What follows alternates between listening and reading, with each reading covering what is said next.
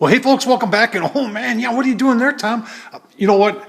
I saw my wife using this vegetable sheet cutter. Man, I'll tell you what, after watching that, I had just a ton of ideas on how we can do things a little bit different in the kitchen. So we're going to do a review today of this vegetable sheet cutter. If you have a KitchenAid, I'll tell you what, this little port up here, you can put a ton of cool things in there and do a whole bunch of stuff, whether it's food processing, grinding meat, or a whole bunch of making pasta, or in this case, a vegetable sheet cutter. So stay tuned and we'll do a review of this, and then keep on watching. Maybe we'll actually cook something with it. Stay tuned.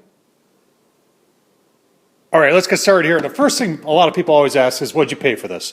And I found this on Amazon. Folks, I don't get any money from Amazon or anything.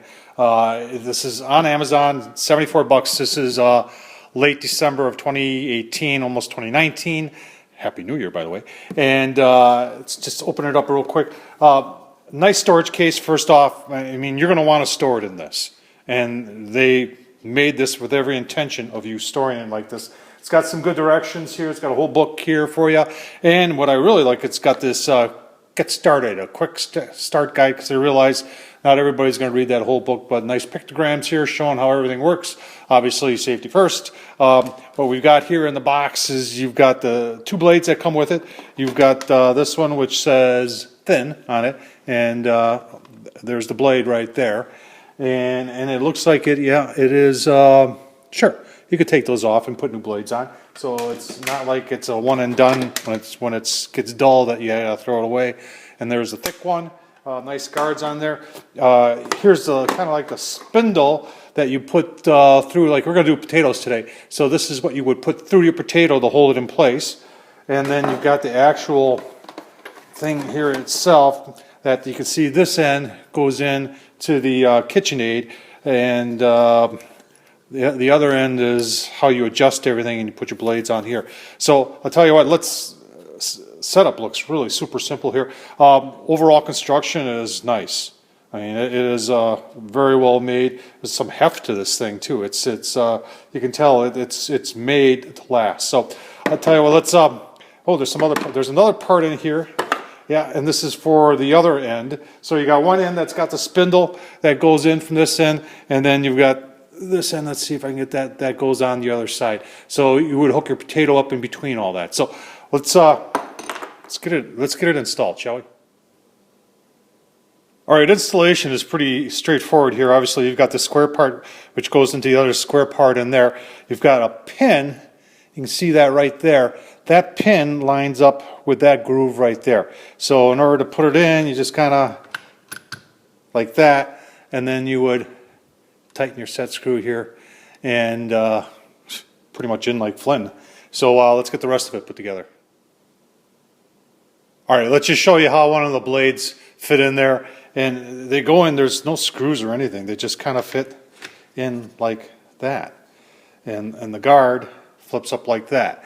And then in order to move this back, this is kind of cool too. You've got this knob here, and you've got this hole over here, and there's actually this goes up and down, and you bring that back over to here until that pin goes into the hole. So see that again, there's a pin underneath here, where my finger is, see that? Right underneath there, and then you lift it up, and it locks in, and you're good to go. Stay tuned. All right, so then they've got this plastic thing called the food holder, and this is what you're going to put your apple or your potato or whatever you're trying to slice.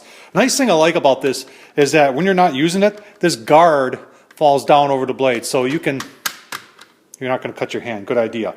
And this just goes over like that and slides in like that. Now, on the other end, your skewer side here, you're just going to take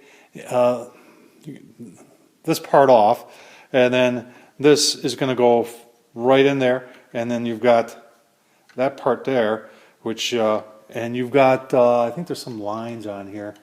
There are lines. If you can see, no, you can't really see, but there are a series of painted lines on this rod here, and depending upon what you're using, it tells you how far to put it into your food. So I'll tell you what, the best way to demonstrate this is let's get put a potato on there, shall we? All right, reading the directions, that's always a good idea, eh? So this one on this side apparently is for when you're doing zucchini or cucumber. So when you're doing, like I'm going to do today, a potato, this is fine all by itself, or an apple, that'd be fine all by itself. So this is just something that when you're using softer products such as a zucchini or a cucumber, which I'm amazed you can do that on here, is that's what we'd use. All right, come on, knock it off, get a potato. All right, I got a tater, little one here, and I took my end off over there, and I'm just going to kind of sort of center that up as best as I can and just push that in as far as I can get it in. And then I'm going to reset it here on the KitchenAid. Folks, the great thing about watching my channel, Tom Horseman at YouTube, by the way, is that you're seeing me do this for the first time. You're not seeing anything else here. It's just me. So, oh, now you see why they, okay, so then you open this up like that. We put this like that. Now they say to operate this on 2. So we're going to plug things in here. And I think it says to go to stir first. And then you can go up as high, up you know, as much as high. You're getting a little glare there, folks. Let's get you out of the glare here a little bit. Got the mix master running. There's still a little glare there. Now you're just going to have to deal with that. So then you release this, release that, and then let her go. You can turn it up to 2, and you can see we are making slices. So when it's when it's sliced out, and then you're left with the core right there, like an apple core or something like that. So then you turn it off, and remember, we pull back. You use the handle to pull back, lock it in place, and then you can take out your core, just like that. And you can use your core for something else. So let's take that off and try another one so you can see it really working better. All right, instead of showing you another one, let's just show you the final product. I mean, that's kind of what it looks like there. Slices it up. You can almost see through it, almost translucent. If you're asking me how thin it is, I would say that's 1/16 of an inch, maybe. Maybe it ain't more than that. Maybe a little less. But there's a lot of possibilities here for that. And that's what you're left with for the core. So you could slice that up and make something out of that. I think this is a great idea. Apples. You know, you could do cucumbers on there as the attachment for that. There's a lot of good ideas for this. So, folks, you know, there's the review of it. And once again, it's this KitchenAid vegetable sheet cutter. Got it on Amazon. Folks, Tom Horseman at YouTube. I hope you really enjoyed this. Thumbs up, leave a comment.